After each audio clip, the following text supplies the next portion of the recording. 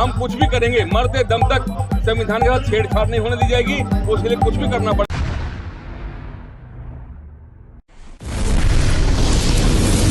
लोगों का बड़ा प्रदर्शन दिल्ली के जंतर मंतर पर है, क्या कहेंगे? देखिए, ये बहुत ही गलत बात है। करोड़ों जो अनुयायी हैं, सनातन धर्म में विश्वास रखते हैं, चाहे वो नास्तिक है चाहे वो आस्तिक है, लेकिन उसके बावजूद करोड़ों लोगों को ठेस पहुंची है दिल पे। उनके खिलाफ मुकदमा भी हम दायर करेंगे। और आज वाल्मीकि समाज के धर्म गुरु परम पूज्य गुरु आरपी सिंह जी, इन्होंने प्रण कर लिया है, जब तक ऐसे लोगों को सद्बुद्धि नहीं मिलेगी जो उल्टा सीधा अनाम शनाम कुछ बोल देते हैं, 292 धारा धार्मिक भावना भड़काने के लिए उनके ऊपर मुकदमे दर्ज होने चाहिए। और ऐसा हम सब लोग मिलकर करेंगे।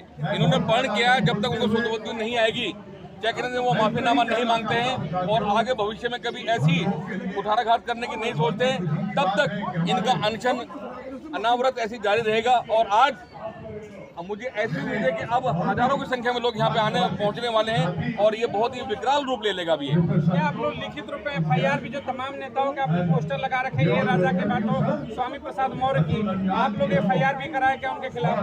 जी देखिए, जैसे स्टालिन का है, ए राजा का है, जिन जिन लोगों ने जैसे कुठाराघात किया, उन सब के लिए चुन चुन के उनके खिलाफ मुकदमे दर्ज किए जाएंगे, ताकि भविष्य में जो सनातन धर्म में विश्वास करते हैं, जिनकी आस्था जुड़ी हुई है, ताकि भविष्य में वो ऐसा कुठाराघात ना कर सके, जिससे करोड़ों अन्य के दिल पे दिमाग पे ये मैं तो कहता हूँ बहुत ही हृदयघात ऐसा होता है, लोगों को बहुत ठेस पहुंची है, ऐसा न हो सके इसके लिए भरसक प्रयास किया जाएगा। आपको नहीं लगता कि सनातनियों की सरकार है, हिंदुत्व की कहते हैं कि सरकार चल रही है, राम राज्य चल रहा है, और राम राज्य में सबसे ज्यादा राम के ऊपर ही कुठाराघात होता है? स्वामी प्रसाद मौर्य लगातार कई महीनों से रामचरितमानस को कोट कर रहे हैं, सरकारें क्या कर रही है? देखिए, ऐसा सदियों से होता आ रहा है। बल्कि मैं तो ये भी कहना चाहता हूँ, ये लीडर्स ऐसे हैं, कुछ फिल्म स्टार ऐसे हैं, अपने आप को चमकाने के लिए, राजनीति में आगे आने के लिए ये ऐसा करते हैं। कभी कहते हैं भगवान वाल्मीकि जी डकैत थे, कभी कुछ कहते हैं, कभी कुछ कहते हैं। आज सनातन पे ही चोट की इन लोगों ने, तो इनको सजा मिलेगी जरूर। और दिल्ली सफाई कर्मचारी आयोग का चेयरमैन होने के नाते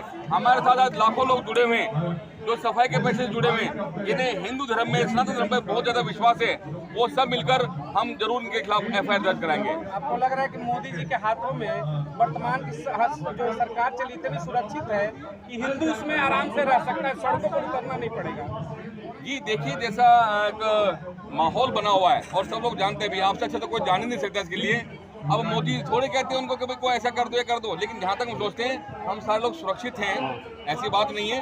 लेकिन कोई भी गलत बात कर देता है तो उसकी रोकथाम के लिए भी हम प्रयास करेंगे। सरकारें क्यों नहीं कदम उठाती हैं इस पर? नहीं, सरकारों को भी और जो हमारी जुडिशरी उनको बहुत संज्ञान लेना चाहिए, क्योंकि कई मामले ऐसे होते हैं वो स्वतः संज्ञान ले लेते हैं। तो ऐसा जो भयंकर मामला है जिसमें करोड़ों लोग आहत हुए, कोर्ट्स को भी चाहिए कि वो स्वतः संज्ञान लें, और जो ऐसे लोग हैं जो धार्मिक भावना को भड़काने काम करते हैं, उनके खिलाफ एक्शन होना चाहिए। बात करें उत्तर प्रदेश की, उत्तर प्रदेश में भगवा की ही शासन है, कहते हैं कि बाबा का बुलडोजर चल जाता है हर बातों पर, फिर स्वामी प्रसाद मौर्य के घर तक वो बुलडोजर क्यों नहीं जा रहा? क्या राजनीतिक खिचड़ी कहीं बीच में आ जा रही है क्या? नहीं, थोड़ा संयम करें, उस पर जरूर बिल्कुल होगा। ये ऐसा लग रहा है वहाँ भी एक्शन लिया जा रहा है, ऐसा होगा जरूर, बिल्कुल होगा। संयम कब तक? सनातन एचआईवी से तुलना की जरिए आप कह रहे संयम करें, सरकारें राम राज्य के सवाल का जवाब कौन देगा? देखिए, अब जगह जगह प्रदर्शन होने शुरू हो गए, अब ये बहुत बड़ा विकराल रूप ले लेगा और जल्दी नतीजा आप सबके सामने होगा। लग रहा है कि 2024 चुनाव से पहले एक प्लेटफॉर्म तैयार किया जा रहा है हिंदुत्व को लेकर, गाली दो वोट बैंक का राजनीति करो, लगता है क्या?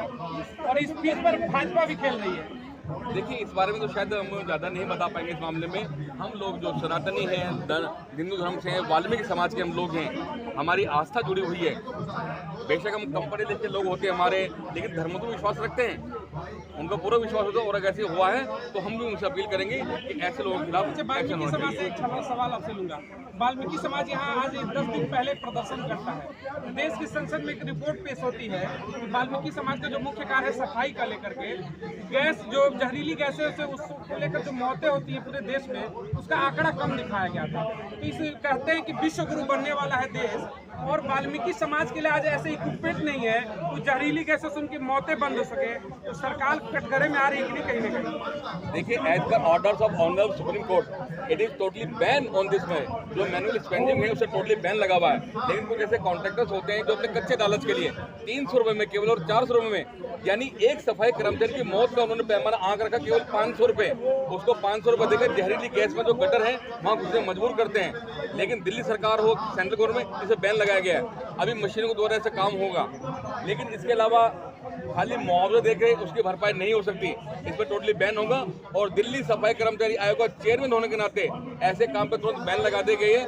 ऐसे काम केवल और केवल मशीनों द्वारा किया जाएगा, लेकिन फिर भी कोई ठेकेदार इसमें संलिप्तता पाई जाती है उसके विरुद्ध हत्या का मुकदमा दर्ज करवाएंगे। अब हम देखिए, मेरे सवाल इसीलिए था, आपने पोस्टर लगाया वहाँ पर, एकनाथ खड़गे के बेटे हैं, लिखा है कि समानता नहीं तो धर्म बीमारी है।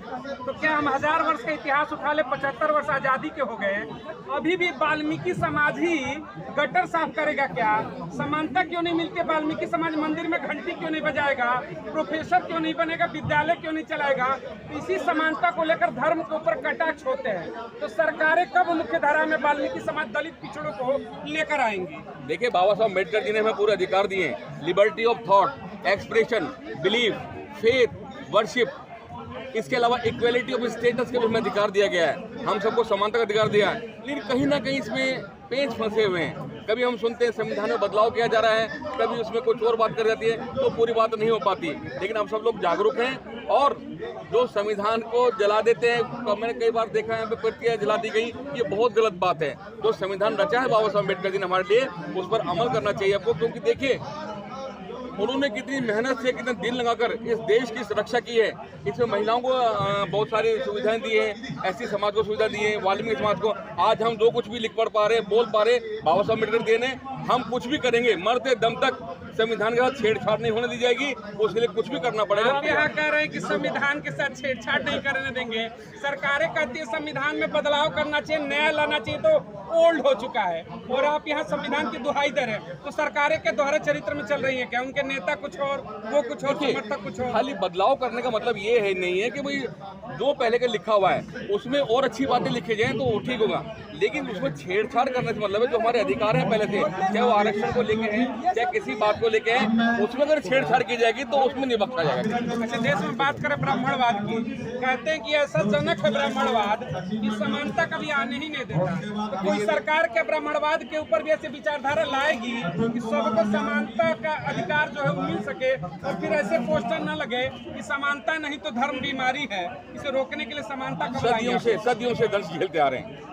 ये ब्राह्मण है, वो क्षत्रिय है, वो शूद्र है, ये सब है, लेकिन ये देश की अगर एकात्मता करने के लिए, समानता करने के लिए सरकारों पर इसमें विशेष जोर देना चाहिए, तब जाके। अब देखिए, सरकारों का बहुत बड़ा उद्देश्य होता है अंत्योदय, कि जो लास्ट में बैठा उसको भी एक समरसता में लाएंगे, लेकिन ऐसा हो नहीं पाता है। होने चाहिए कि ये जो दलगत की राजनीति, इससे ऊपर उठ के हम सबको अधिकार देना चाहिए, तब हम कह सकेंगे वाकई हम इस देश के आजाद नागरिक हैं। अन्यथा ये सब बेकार की बातें, राजनीति है। सब आपको नहीं लगता कि ये राजनीति की जगह धर्म की बात आ जाती है? धर्म है उसकी मेन जड़, हिंदू धर्म। कहीं ना कहीं ऐसा प्रतीत होता है, या तो वोट बैंक की राजनीति समझ लीजिए, या हम पे जो प्रहार किया जाता है, ये सारी बातें हैं, ये तो गलत है। संविधान से पहले जो धर्म था वही आपको छुआछूत में लिप्त करता था, संविधान ने आपको आज़ादी दिलाई। जी बिल्कुल। तो आज आप उसी हिंदू धर्म को बचाने की चेष्टा में आए हैं, यहाँ पे धरना कर रहे हैं। देखिए, बात ये है कि अब हमें बताया गया है, जब हम स्कूल में पढ़ते थे, हमें स्कॉलरशिप मिलती थी, उसमें साफ साफ लिखा हुआ था